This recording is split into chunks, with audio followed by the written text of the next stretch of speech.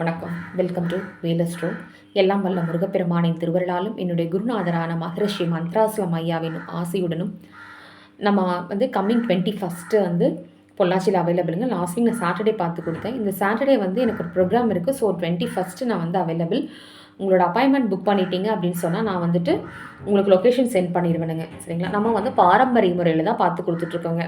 இப்போ பார்த்தீங்கன்னா நிறைய பேர்த்துக்கு ராகு கேது தோஷம் இருக்குது. லக்னத்தில் ராகு இருந்தால் உடன் ஒரு கோள் இருந்தால் உங்களுக்கு ராகு கேது தோஷம் கிடையாதுங்க. சரிங்களா?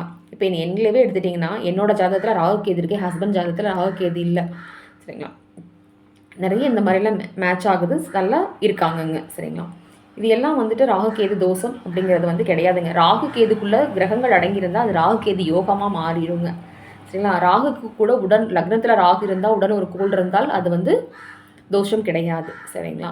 அதே மாதிரி செவ்வாய் கண்ணியில் செவ்வாய் இருந்தால் கடலை வத்தும் சொல்லுவாங்க. ஆனால் கண்ணியில் இருக்கிற செவ்வாயோட பலன் பார்த்திங்கன்னா கும்பத்தில் வெளிப்படுங்க. சரிங்களா? அதே மாதிரி உங்களுக்கு 8ல் செவ்வாய் இருக்குது, லக்னத்துக்கு 8ல் செவ்வாய் இருக்குது அப்படின்னு சொன்னால் தன் ஸ்தானத்துக்கு 3ஆம் இடத்துல தான் வெளிப்படும். சரிங்களா?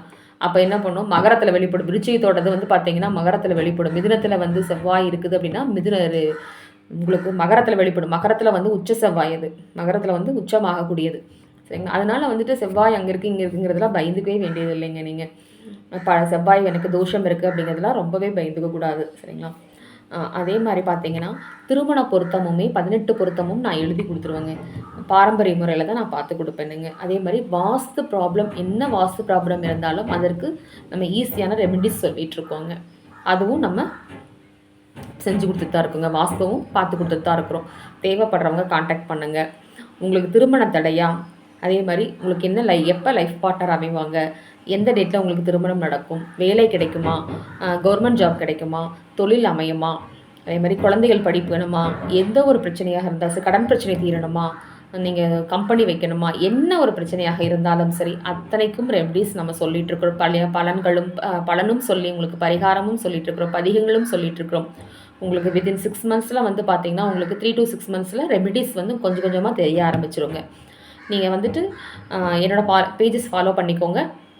கண்டிப்பாக நீங்களும் பலனடையலாம். அதே மாதிரி சப்ஸ்கிரைப் பண்ணிக்கோங்க, உங்கள் ஃப்ரெண்ட்ஸ்க்கு ஷேர் பண்ணுங்கள்.